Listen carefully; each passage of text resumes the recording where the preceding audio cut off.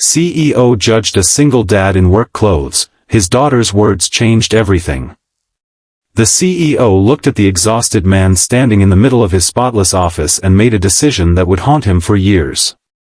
He saw the dusty work boots, the faded blue uniform, the grease stains on the sleeves, and the tired face of a man who clearly did not belong among million-dollar contracts and polished marble floors.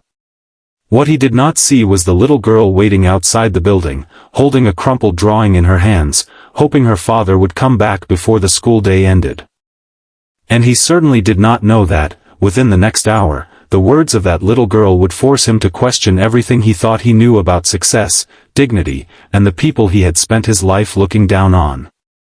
If you believe that kindness can change a person's life and that everyone deserves a second chance, please take a moment to like this story, share it with someone who needs to hear it today, and subscribe to Echo Tales Story for more emotional stories about kindness, hope, family, and second chances. The man in the work clothes was named Calder, a 38-year-old maintenance technician who worked for a company called Northvale Properties. He had spent most of his adult life fixing broken air conditioning systems, repairing electrical problems, replacing damaged pipes, and keeping office buildings running while people in expensive suits rarely noticed he existed.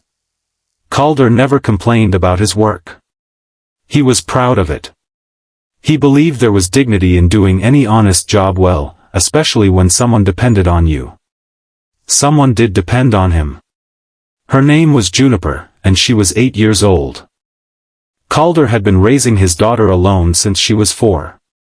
Her mother had passed away after a sudden illness, leaving Calder with a grief he rarely talked about and a little girl who had become his entire world. He had learned how to braid hair from online videos, how to pack school lunches while half asleep, how to sew buttons back onto uniforms, and how to make pancakes shaped like stars even though most of them looked more like broken clouds. Life was not easy.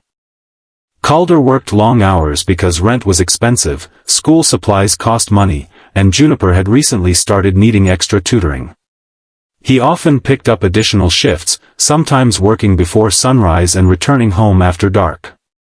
There were evenings when he was so tired that he fell asleep sitting at the kitchen table, still wearing his work boots. But every morning, no matter how exhausted he was, he made sure Juniper knew she was loved. On a bright Tuesday morning, Calder received an urgent call from Northvale Properties. The headquarters of the company had a serious electrical problem, and the senior maintenance team needed someone to inspect it immediately. Calder was the closest technician available. There was only one problem. That morning was Juniper's school presentation. She had spent 2 weeks preparing a small project about her father. Her teacher had asked the children to talk about someone they admired, and Juniper had chosen Calder. She had built a cardboard display showing a man fixing a broken machine, with the words, "My dad makes things work again," written across the top. Calder had promised he would be there. But when the emergency call came, he looked at the clock and knew he was trapped. He could not afford to refuse the extra work. So he kissed Juniper goodbye, apologized for missing the beginning of her presentation, and promised that he would come to her classroom as soon as the repair was finished. Juniper tried to smile. She told him she understood. But children often say they understand things that hurt them more than adults realize. By late morning, Calder arrived at Northvale's headquarters. He stepped into the enormous lobby wearing his faded blue work uniform, heavy boots, and a jacket marked with the company's maintenance logo. His hair was slightly messy from rushing, and there was a small streak of dust across his cheek. People in the lobby barely looked at him. Calder was used to that. He took the elevator to the executive floor and found the electrical problem. The repair was complicated, and while he worked, he noticed an important cable that had been incorrectly installed. If he had not found it, the problem could have caused a major equipment failure. After finishing the repair, Calder was asked to report directly to the CEO. The CEO was Sterling Voss, a 46-year-old businessman known throughout the city for his discipline, intelligence, and demanding standards. Sterling had built Northvale from a small property management company into a major corporation.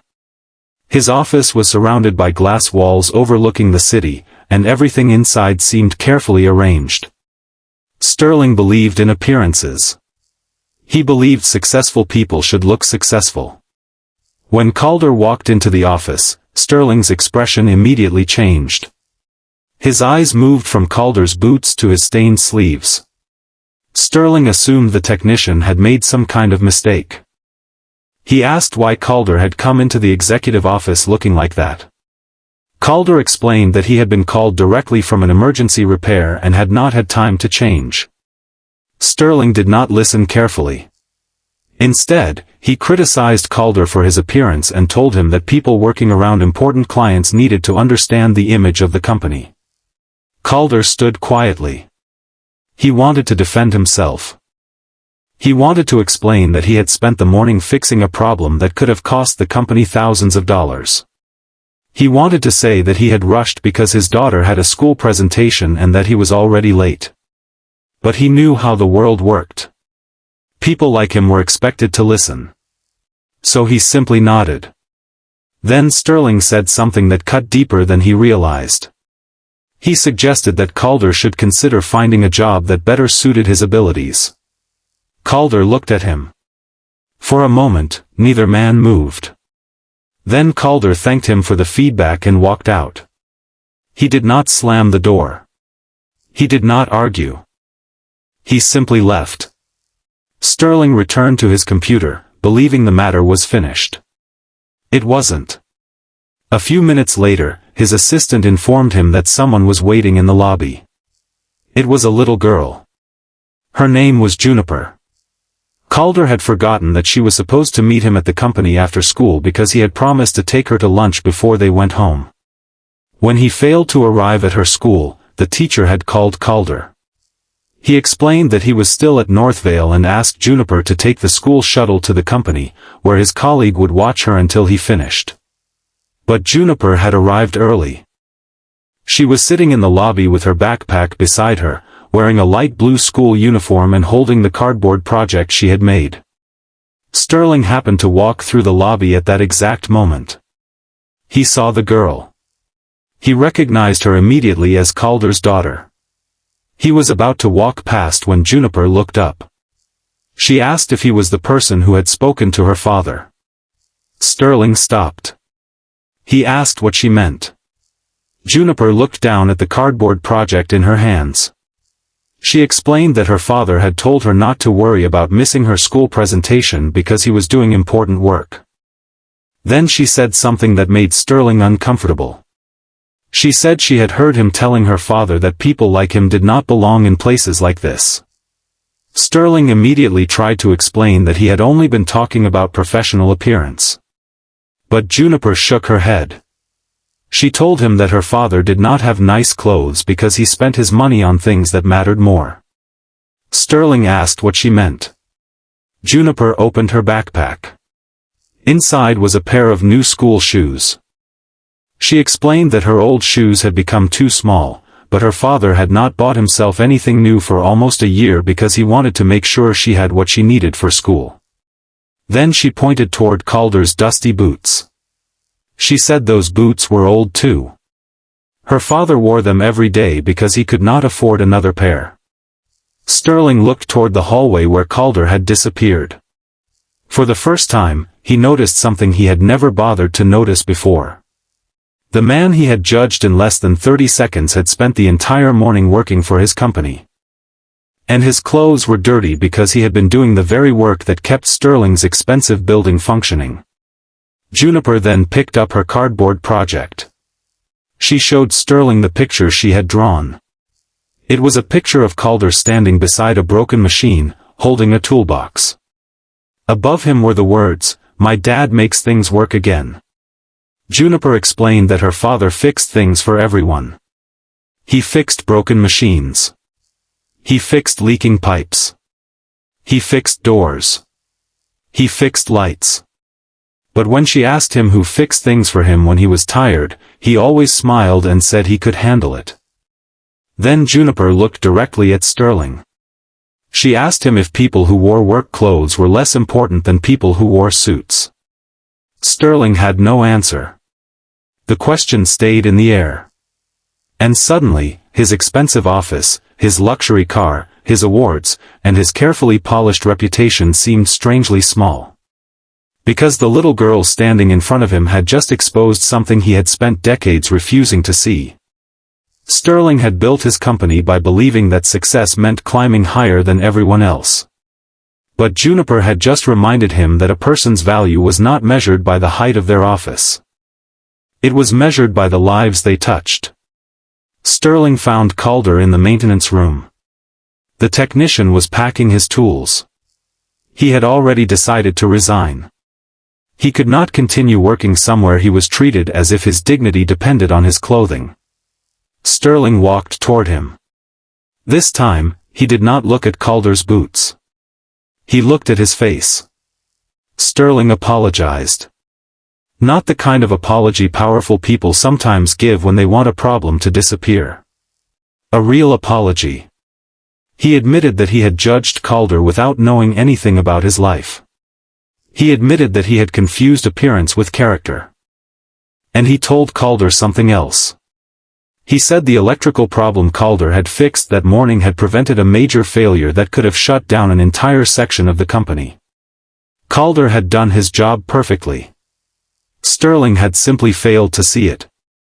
Calder listened quietly. He did not forgive Sterling immediately. Because forgiveness is not always instant.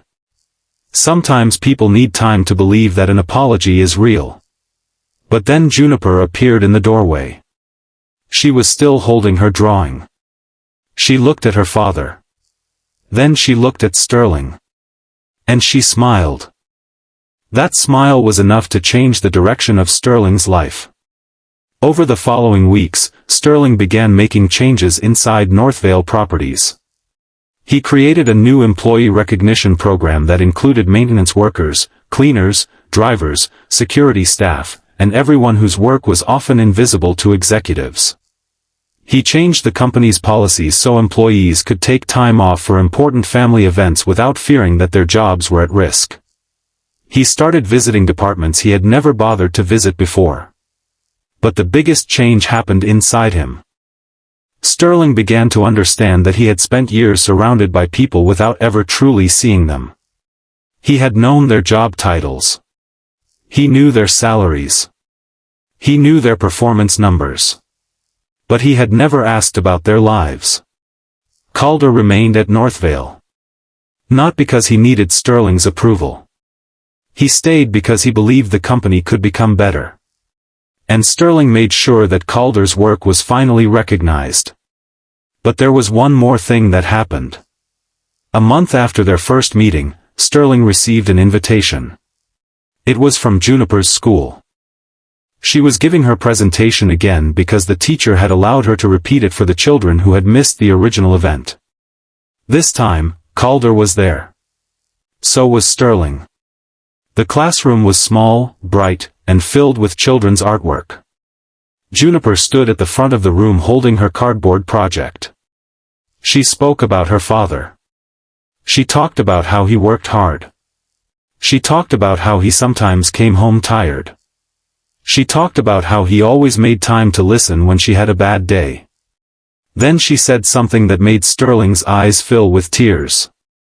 She said that her father had taught her that the most important people are not always the people standing at the top. Sometimes, she said, they are the people quietly holding everything together. Calder looked at his daughter. Sterling looked at Calder. And for the first time, Sterling understood what Juniper had been trying to teach him. The world was full of people whose work was invisible. Parents working 2 jobs. Mothers raising children alone. Fathers repairing machines before sunrise. Teachers staying late. Nurses walking home exhausted. Cleaners arriving before everyone else. Security guards standing through long shifts.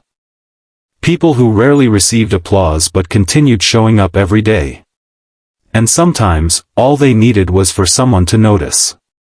Years later, Sterling would still remember the day he judged Calder by his work clothes.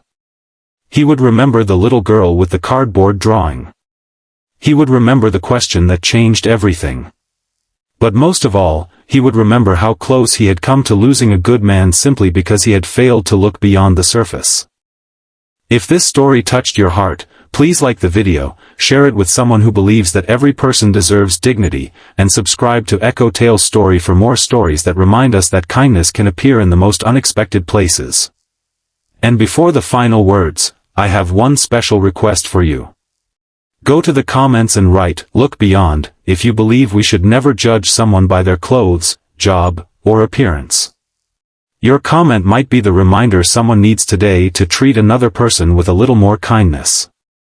Because the truth is, you never know what someone is carrying beneath the clothes you see. The tired man in the old uniform may be working 3 jobs to give his child a better future.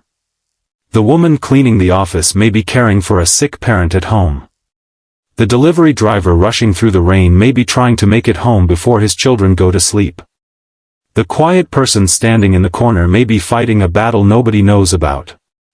We often judge people by what we can see. But the most important parts of a person's story are usually hidden. Calder's work clothes did not tell his story. His tired eyes did. His worn-out boots did. The way he rushed home to his daughter did.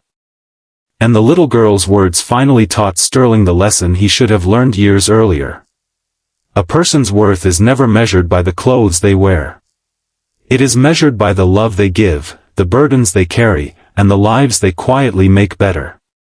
And sometimes, the person we judge in a single moment may be the very person who teaches us how to become better human beings.